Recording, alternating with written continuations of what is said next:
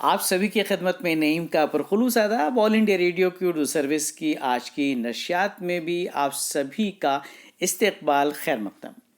آج کے پروگرام میں آپ کے لیے لے کر آئے ہیں جناب خبریں، معلومات، شاعری، موسیقی اور آپ کے خیالات، آپ کے جذبات اور آپ کی محبتیں۔ ہماری کوشش یہی رہتی ہے دوستوں کہ ہر طرح کے پروگرام سے آپ کو لطف اندوز کیا جائے، ویریشن کے ساتھ مختلف قسم کے پروگرام آپ کے لیے لے کر آئیں تاکہ آپ بھرپور لطف لے سکیں ان پروگراموں کا۔ تو آئیے چلتے ہیں اس سہانے سفر پر اور آغاز میں سنتے ہیں اہم خبروں کی سرخیاں۔ اہم خبروں کی سرخیاں لے کر میں ہوں آپ کے ساتھ پھولا پنڈتا۔ آداب، نمسکار۔ ملک میں کووڈ 19 کے اب تک 20,96,664 مریض ہو چکے ہیں شفایابی کی اس وقت شرح ہے 73.91%۔ ملک میں گزشتہ 24 گھنٹوں کے دوران 9,18,740 لوگوں کی ہوئی کرونا وائرس کی جانچ۔ مرکزی کابینہ نے مرکزی حکومت اور سرکاری بینکوں میں نان گیزیٹڈ گروپ سی اور بی جگہوں کے لیے امیدواروں کو شارٹ لسٹ کرنے کی عرضی سے آن لائن ٹیسٹ کرانے کے لیے نیشنل ریکروٹمنٹ ایجنسی کے قیام کو دی منظوری۔ تمام ملک میں JEE اور NEE کے داخلہ ٹیسٹ 1 سے 13 ستمبر کے درمیان ہوں گے۔ ان امتحانات میں تحفظ کے پروٹوکول کا خاص خیال رکھا جائے گا۔ کورونا وائرس کا ٹیکہ بازار میں آنے پر بھارت بنگلہ دیش کو ترجیحی بنیاد پر سپلائی کرے گا یہ ٹیکے۔ اندور نے لگاتار چوتھی بار ملک کے سب سے صاف ستھرے شہر ہونے کا خطاب جیتا۔ امریکہ ایران پر تمام پابندیوں کی بحالی کا اقوام متحدہ کی سلامتی کونسل سے کرے گا مطالبہ۔ مالی میں بغاوت کرنے والوں کے رہنماؤں نے جلد از جلد انتخابات کرانے کا کیا وعدہ۔ متحدہ عرب امارات اور اسرائیل کے درمیان معمول کے تعلقات قائم ہونے کے خلاف فلسطینی گروپوں نے نکالی انتخابی ریلیاں۔ جموں کشمیر کے تصادم میں لشکر کمانڈر سمیت 3 دہشت گرد ہلاک۔ وزیر دفاع نے کسی بھی چیلنج کا مقابلہ کرنے کے لیے بحریہ کی تیاریوں پر کیا اعتماد کا اظہار۔ چین میں ریکارڈ بارش سے گوتم بدھ کے عظیم مجسمے کو پہنچا نقصان، اور لیبیا کے ساحل سمندر پر کشتی ڈوبنے سے 46 تارکین وطن کی موت۔ یہ تھی اہم خبروں کی سرخیاں۔ دوستو، یہ پروگرام آپ سن رہے ہیں آل انڈیا ریڈیو کی اردو سروس کے سوشل میڈیا لائیو کے ذریعے۔ آپ ہی کے دم سے ہے اپنے بزم کی رونق، آپ کی عنایت ہے، آپ کی نوازش ہے۔ خونے دل سے سینچا ہے اس زبان شیریں کو، آپ کو پسند آئے یہی آزمائش ہے۔ جب شام آتی ہے تو انتظار اور زیادہ پرلطف ہو جاتا ہے کہ اب اپنے ناظرین اور سامعین سے ملنے کی گھڑی آئی ہے۔ آپ ہمیشہ خوش رہیں، تندرست رہیں، پازیٹیو رہیں، یہی ہماری دعا ہے۔ دوستو، جہاں جہاں اردو زبان کی باتیں ہوں گی وہاں وہاں اردو شاعری کا ذکر بھی عام ہوگا۔ اردو شاعری کے شائقین کے لیے ایک خوبصورت غزل لے کر آئے ہیں۔ شاعر ہے فیاض ہاشمی، آواز ہے رشمی سانن کی۔ لیجیے سماعت کیجیے یہ خوبصورت غزل۔ نمسکار، پیش کر رہی ہوں آپ سب کی اور میری اپنی ایک بہت ہی پسندیدہ غزل۔ بسم اللہ۔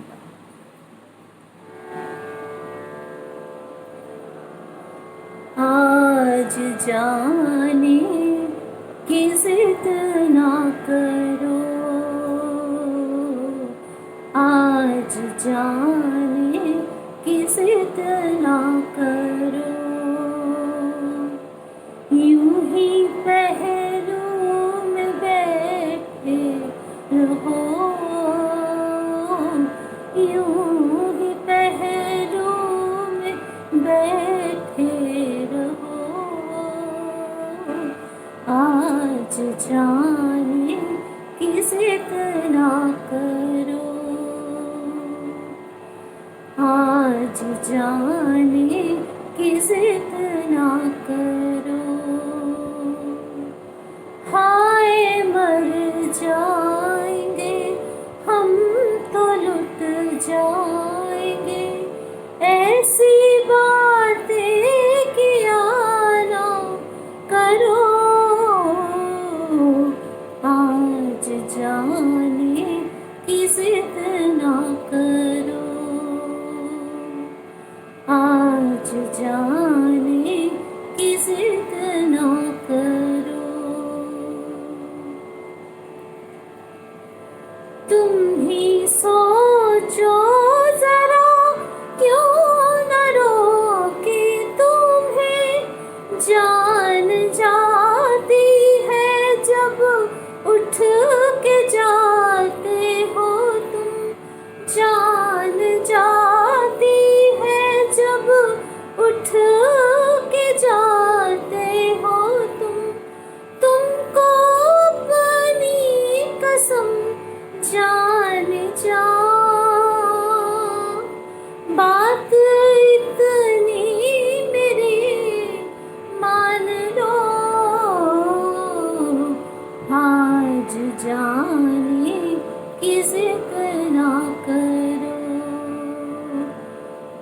आज जाने की जिद ना करो। वक्त की कैद में जिंदगी है मगर, वक्त की कैद में जिंदगी है मगर, चंद घड़ियाँ यही है जो आजाद है, चंद घड़ियाँ यही है जो आजाद है। इनको खो कर मेरी जान जा, उम्र भर ना तरसते रहो,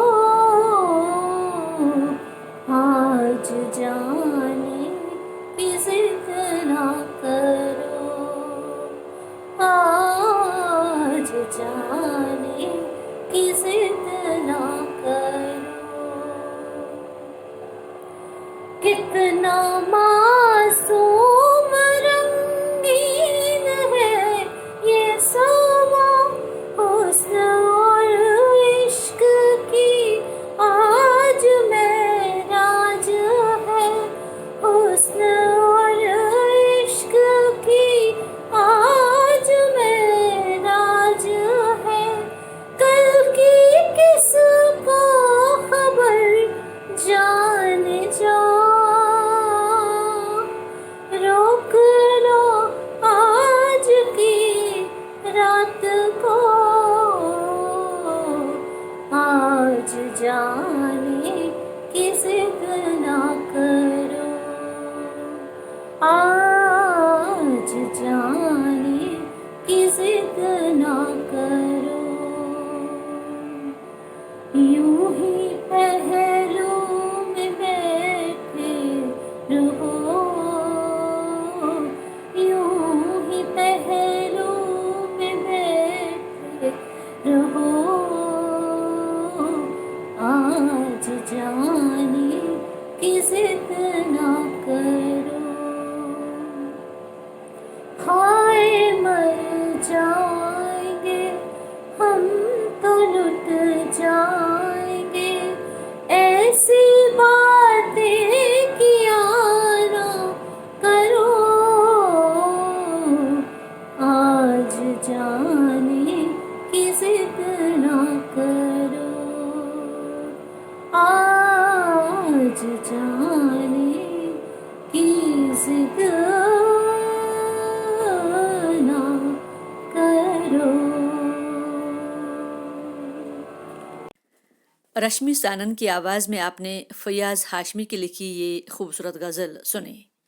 ये प्रोग्राम ऑल इंडिया रेडियो की उर्दू सर्विस के सोशल मीडिया लाइव के ज़रिए पेश किया जा रहा है। सामीन, उर्दू सर्विस की खासियतों में एक खासियत ये भी है कि यहाँ से हर तरह के प्रोग्राम पेश किए जाते हैं। सेहत से मुतालिक हो, नौजवानों से मुतालिक, ख़वातीन, बच्चों के, बुज़ुर्गों से मुतालिक, अदबी प्रोग्राम, सकाफ़ती प्रोग्राम, फ़न से मुतालिक प्रोग्राम, हालात हाजरा से मुतालिक प्रोग्राम, हिंदुस्तान की अज़मत से मुतालिक, तारीख़ी एतबार से भी हज़ार चीज़ों का इहाता किया गया है। तो आज हम आपकी खिदमत में पेश कर रहे हैं प्रोग्राम तारीख साज का सेगमेंट। मौजू है सालार जंग म्यूज़ियम। یہ تحریر ہے اشرف عثمانی کی، پیش کر رہے ہیں شمیم عثمانی۔ لیجیے سماعت کیجیے۔ کسی بھی ملک کی تاریخ، تہذیب، تمدن اور ثقافت کا اندازہ اس ملک میں موجود تاریخی عمارتوں اور مقامات سے ہی نہیں بلکہ اس ملک کے حکمرانوں کی ذوق تعمیر اور عوام کے مزاج سے بھی لگایا جا سکتا ہے، اور بلا شبہ ہندوستان میں ایسے مقامات، عمارتوں اور یادگاروں کی کوئی کمی نہیں ہے۔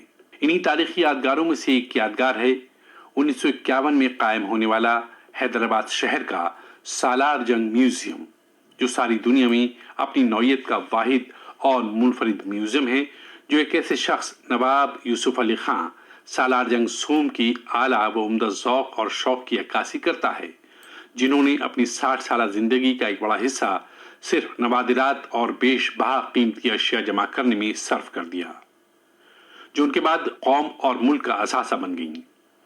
بتایا جاتا ہے کہ اس وسیع و عریض میوزیم میں 43,000 نادر و نایاب اشیاء موجود ہیں۔ ہندوستان کے سب سے پہلے وزیر تعلیم مولانا ابوالکلام آزاد نے 1952 میں اس میوزیم کا دورہ کرنے کے بعد کہا تھا، مجھے سالار جنگ میوزیم کے معنی سے خوشی حاصل ہوئی۔ ایک شخصی ذوق نے اتنا سامان بہم پہنچا دیا کہ جو حکومتوں کی کوشش سے بھی فراہم نہیں ہوا کرتا۔ مزید خوشی دراصل اس بات سے ہوئی کہ یہاں چیزوں کی تقسیم اور ترتیب نہایت قابلیت کے ساتھ قائم کی گئی ہے، اور اس کے لیے اسٹاف کی حسن کارکردگی کا اعتراف کرنا پڑتا ہے۔ یہ شاید اس وقت کی بات ہوگی جب سالار جنگ میوزیم نواب یوسف علی خان کے مسکن دیوان ڈیوڑی میں واقع تھا، اور اس کا افتتاح 1951 میں اس وقت کے وزیر اعظم پنڈت جواہر لال نہرو نے کیا تھا، اور اس کا حسن انتظام سالار جنگ اسٹیٹ کمیٹی کے پاس تھا۔ 1958 میں یہ وزارت ثقافت کا حصہ رہا۔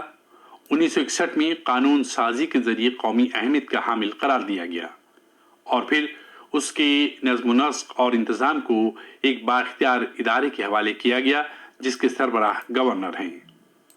1968 میں اس میوزیم کو دیوان ڈیوڑی سے موجودہ عمارت میں منتقل کیا گیا، اور تقریباً 40 سال بعد پھر اس کی تزئین نو کے ذریعے موجودہ شکل و صورت گری سے آراستہ کیا گیا۔ اس طرح یہ کہا جا سکتا ہے کہ میوزیم 50 برسوں میں 3 ادوار سے گزرا، لیکن خاص بات یہ ہے کہ اس سارے عمل کے دوران نہ تو ترتیب بدلی اور نہ ہی اس کی تقسیم۔ سالار جنگ میوزیم کو یہ اعزاز حاصل ہے کہ یہ ایک گھرانے کی جمع کردہ نوادرات کی نمائش گاہ ہے۔ یوں تو دولت و ثروت حیدرآباد کے بہت سے گھرانوں میں رہی، لیکن ذوق و شوق، علم دوستی اور دولت کی یکجائی نے یہ کرشمہ کر دکھلایا کہ 3 نسلوں کی کاوش نے اس عجائب گھر کی صورت اختیار کر لی۔ آج جس عمارت میں سالار جنگ میوزیم قائم ہے، اس کا سنگ بنیاد 23 جولائی 1963 کو پنڈت جواہر لال نہرو نے رکھا تھا، جس کو حیدرآباد کے مشہور آرکیٹیکٹ جناب حشمت رضا نے ڈیزائن کیا تھا، اور جس کا افتتاح 1 جون 1968 کو اس وقت کے صدر جمہوریہ ڈاکٹر ذاکر حسین نے کیا تھا۔ سالار جنگ کا کتب خانہ نوادرات سے زیادہ بیش قیمتی ہے۔ ہر خاندان کا کتب خانہ اس کے علمی ذوق کا مظہر ہوا کرتا ہے۔ اس کتب خانے کی سب سے قدیم کتاب ایک قلمی قرآن مجید ہے، جس پر سالار جنگ کی جد اعلیٰ محمد باقر ابن شیخ محمد علی کے دستخط ہیں، اور اس کی شروعات 1656 میں ہوئی۔ چنانچہ سالار جنگ اول کی زندگی میں قیمتی اور نادر کتابوں کی تعداد 6000 تک پہنچ چکی تھی۔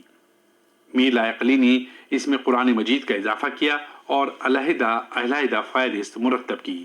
سالار جنگ سوم کے زمانے میں یہ کتب خانہ بہت مشہور ہو چکا تھا، اور آج اسے عالمی شہرت حاصل ہے۔ آج اس کتب خانے میں تقریباً 56,000 سے زیادہ انگریزی کتابیں اور تقریباً 22,000 عربی، فارسی اور اردو کتابیں موجود ہیں۔ سالار جنگ میوزیم میں نادر قلمی کتابیں، مصوری کے نادر شاہکار مجسمے، فرنیچر کے شاہکار اور بچوں کی کھلونوں کے شاہکار موجود ہیں۔ اقوام متحدہ کے ادارے یونیسکو کے تعاون سے 1946 میں قائم ہونے والی دنیا بھر کے عجائب خانوں کی تنظیم انٹرنیشنل کونسل آف میوزیم میں مئی 1977 میں ماسکو میں ہونے والے اجلاس میں 1978 سے ہر سال 18 مئی کو انٹرنیشنل میوزیم ڈے منانے کا فیصلہ کیا گیا تھا، جس کے بعد ہر سال اس دن کو اس نقطۂ نظر کے ساتھ इंटरनेशनल म्यूजियम डे मनाया जाता है ताकि अवाम में तहजीब और तारीख के साथ साथ माजी को महफूज रखने और इसके मुसलसल मुताले का शऊर पैदा किया जा सके। और बेशक सालार जंग म्यूजियम अपने इस मकसद में आज तक कामयाब है। शमीम उस्मानी की आवाज़ में आपने तारिक साज का ये सेगमेंट सुना। मौजू था सालार जंग म्यूज़ियम। सालार जंग म्यूज़ियम का तारीखी पस मंज़र सुनने से आपकी मालूमात में यकीनन इजाफा हुआ होगा। मुस्तकबिल में इस तरह के और भी सेगमेंट्स हम आपकी खिदमत में पेश करेंगे। External services division all India radio की उर्दू सर्विस की नशियात का सिलसिला अभी जारी है। प्रोग्राम का अगला सेगमेंट दिल के कलम से लेकर हाजिर हैं आपके मेज़बान नईमुद्दीन। लीजिए सुनिए। साविन, कहा जाता है कि कहावतें और मिसालें छोटी छोटी बातों से ही जन्म लेती हैं, और कहा तो यूं भी जाता है कि इनके पीछे कोई ना कोई कहानी या किस्सा होता है। और कहावतों और मुहावरों, मिसालों के इस्तेमाल से ज़बान की खूबसूरती में चार चांद लग जाते हैं, और इनके इस्तेमाल से जुमला भी मुसज्जा हो जाता है, उसमें सलासत, रवानी और असर भी पैदा होता है।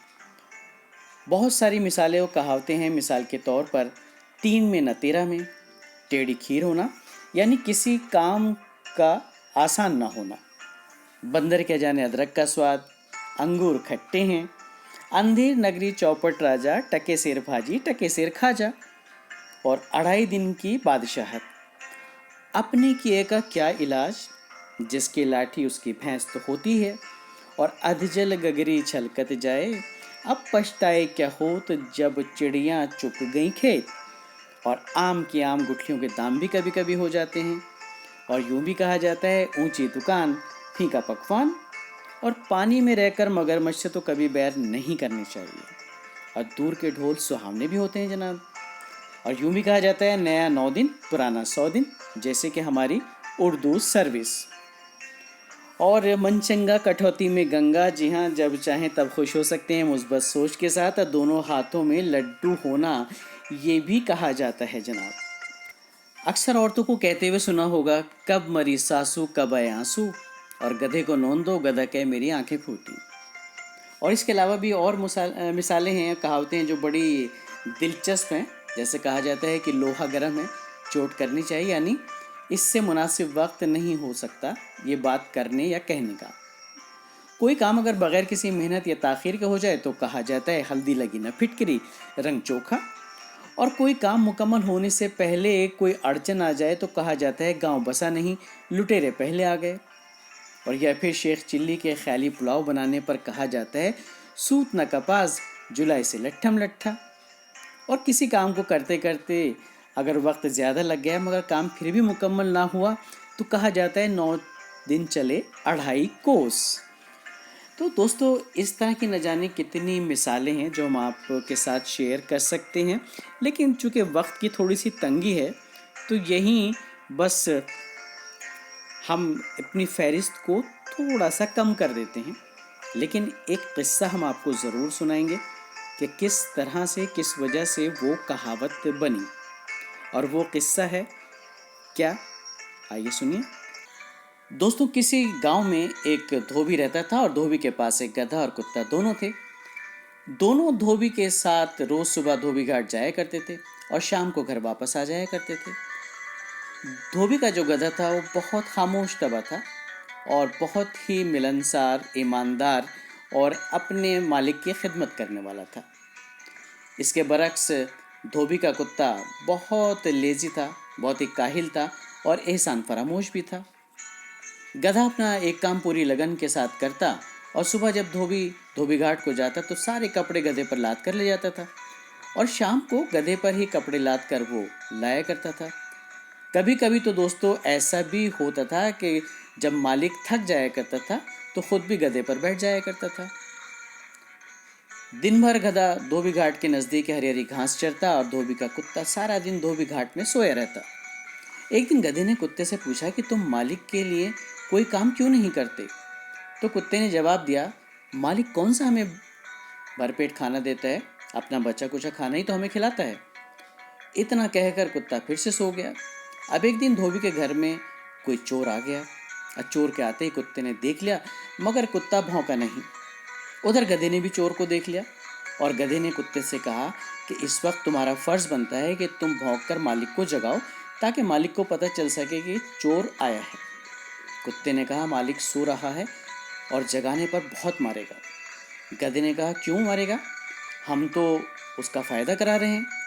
तो कुत्ता इस बात के लिए राज़ी नहीं हुआ और गधे से रहा नहीं गया। गधे ने खुद रेंकना शुरू कर दिया, ढींचू ढींचू ढींचू। आधी रात को गधे के रेंकने पर धोबी को गुस्सा आया।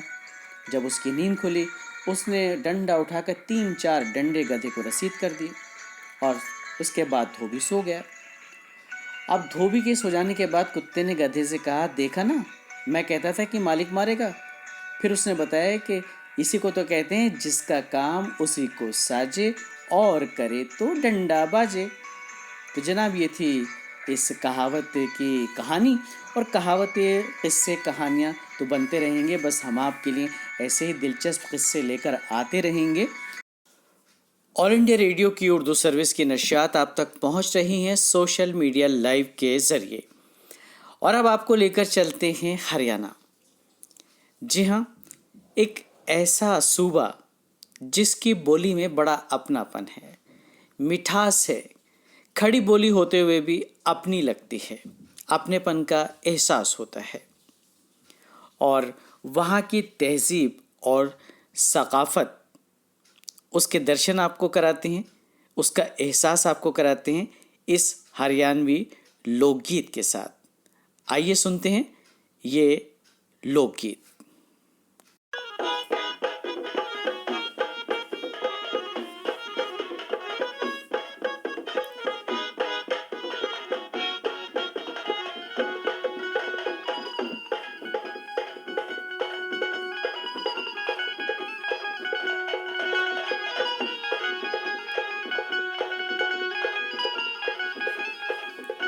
के राजा या देह तीर कमान पेड़ पे बुल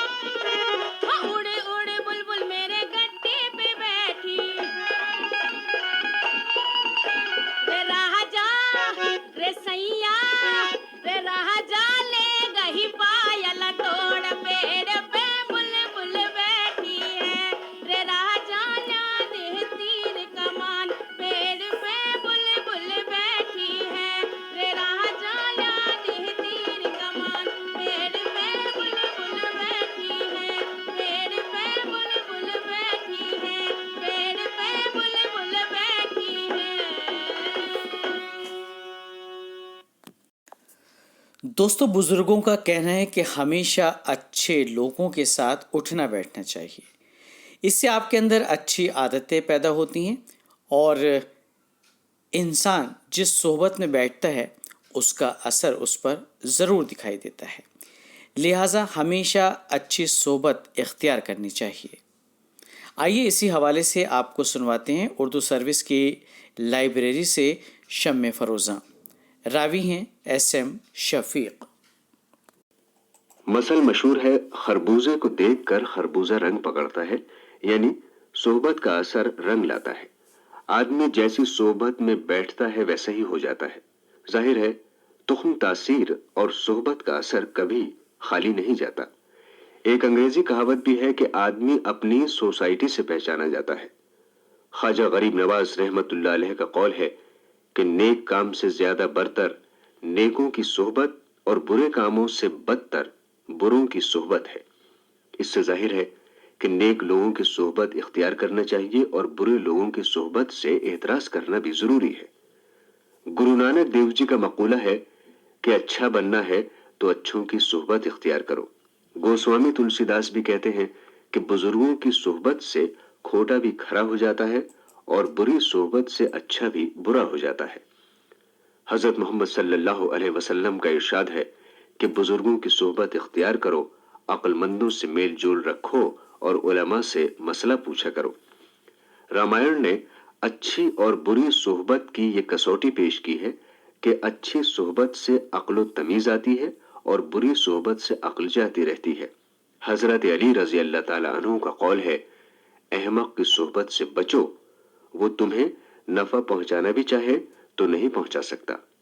عبداللہ ابن مبارک رحمت اللہ علیہ نیک صحبت کی تلقین ان الفاظ میں کرتے ہیں، ایسے شخص کی صحبت اختیار کرو جو پاک نفس، با حیا اور با مروت ہو اور حق و انصاف میں تمہاری ہاں میں ہاں ملائے.